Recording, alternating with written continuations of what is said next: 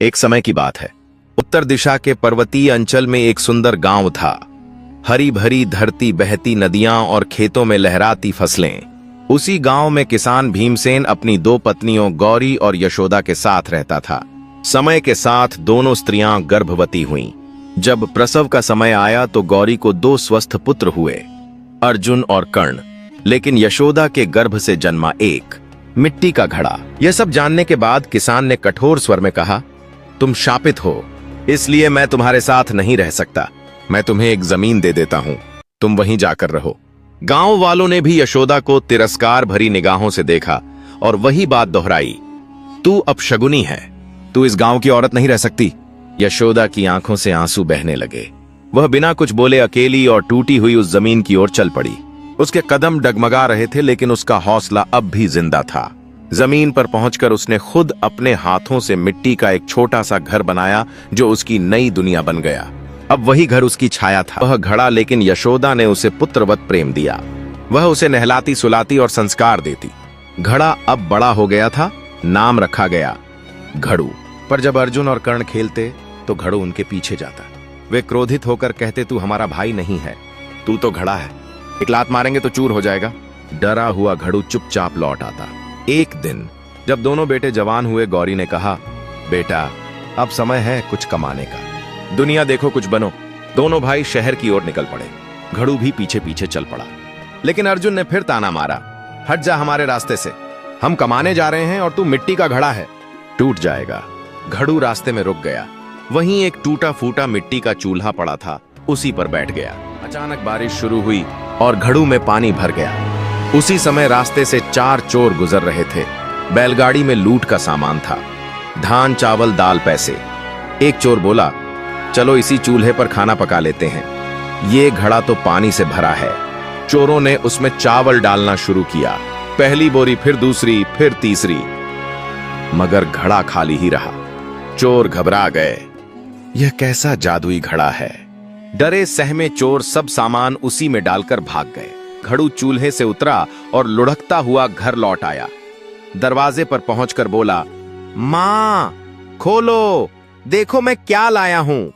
यशोदा ने दरवाजा खोला तो घड़ू ने 3 अलग-अलग कोठियों, भंडारों में चावल, दाल और पैसे डाल दिए। सब चकित। गांव भर में चर्चा फैल गई, घड़ा धन ले आया है। जब घड़े ने बहुत सारा धन एकत्र कर लिया, तब उसने एक अत्यंत सुंदर घर बनवाया, जो बिल्कुल एक राजमहल की तरह भव्य और आलीशान था। उसकी दीवारें चमचमाती थीं, खंभों पर बारीक नक्काशी उकेरी गई थी और हर कोना शाही वैभव से दमक रहा था। यशोदा की खुशी का कोई ठिकाना नहीं रहा। जिस जीवन में अब तक सिर्फ आंसू और तिरस्कार था, अब उसमें एक छोटी सी उम्मीद की लौ जल उठी थी। घड़ू फिर उसी चूल्हे के पास पहुंचा। बारिश हुई, पानी भरा और इस बार वहां से निकला था राजा आदित्य वर्मा अपनी राजकुमारी चंद्रलेखा और सेना के साथ। राजा को अचानक बहुत तेज प्यास लग गई। वह प्यास से व्याकुल होकर जंगल में इधर उधर देखने लगे। तभी उनकी नजर एक घड़े पर पड़ी। राजा ने घड़े की ओर बढ़ते हुए सोचा कि शायद यह उनकी प्यास बुझा सके। राजा ने जैसे ही घड़े के पानी को छुआ, उसका हाथ घड़े से चिपक गया। भयभीत राजा ने घड़ू से विनती की, मुझे छोड़ दो। घड़ू बोला, मुझे तुम्हारी पुत्री से विवाह चाहिए, तभी छोड़ूंगा। डरा हुआ राजा मंजूर कर लेता है और उसी रात घड़ू का विवाह राजकुमारी चंद्रलेखा से कर दिया जाता है। राजा ने अपनी पुत्री से भावुक स्वर में कहा, बेटी तुम्हारे हाथ में जो लिखा था वही आज घटा है, मैं कुछ नहीं कर सका। यह कहकर वह रोता हुआ अपनी पुत्री को मिट्टी के घड़े के साथ रथ पर विदा कर देता है।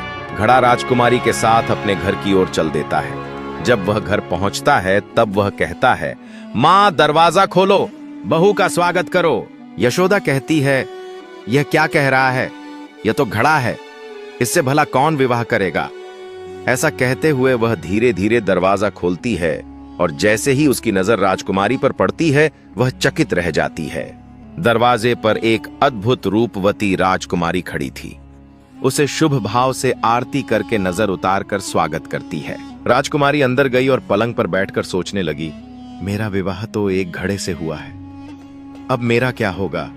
यह सोचते हुए वह डरी हुई थी। जब रात हुई तब घड़ा कमरे के अंदर गया।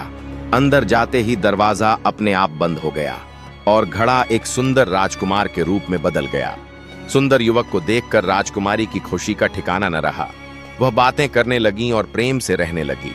हर रात घड़ा सुंदर राजकुमार बनता और सुबह फिर घड़ा हो जाता। उधर यशोदा अत्यंत चिंतित रहने लगी। घड़ा बहू तो ले आया है, लेकिन क्या वह घर के रीति रिवाजों और परंपराओं को निभा पाएगा? परंतु एक सुबह कुछ ऐसा हुआ जिसने उसे और भी हैरान कर दिया। राजकुमारी प्रफुल्लित मन से रसोई में भोजन बना रही थी। वह मुस्कुरा रही थी जैसे कोई पीड़ा या संकोच उसके मन में न हो। यशोदा अचंभित रह गई। वह राजकुमारी जहां सोती थी उसी कमरे के दरवाजे में वह खुद जाकर एक छेद कर देती है। जब रात होती है तो वह दरवाजे के उस छेद से झांक कर देखती है और देखकर चकित हो जाती है।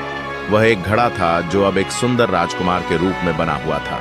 यशोदा की आंखों से आंसू बह निकले।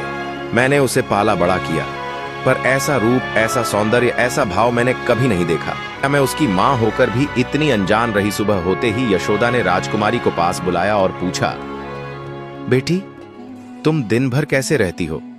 क्या तुम्हें कोई कठिनाई नहीं होती? राजकुमारी ने मुस्कुराकर उत्तर दिया, मां, कठिनाई कैसी?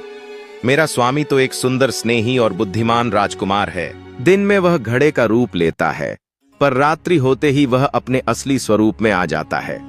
यशोदा ने गंभीर स्वर में कहा, बेटी, यदि तुम चाहो कि वह हमेशा के लिए राजकुमार ही बना रहे, तो आज रात्रि जब वह अपने असली रूप में आ जाए तो तुम वह घड़ा एक पत्थर से तोड़ देना। न रहेगा घड़ा, नहीं, वह फिर से उसमें समा पाएगा। वह सदा के लिए वही राजकुमार बन जाएगा। जब रात हुई तब राजकुमारी ने वैसा ही किया जैसे हर दिन होता था। घड़े से राजकुमार निकला और वह थक कर सो गया। लेकिन उस रात कुछ अलग था। राजकुमारी ने चुपचाप एक भारी पत्थर उठाया और सोते हुए घड़े पर दे मारा।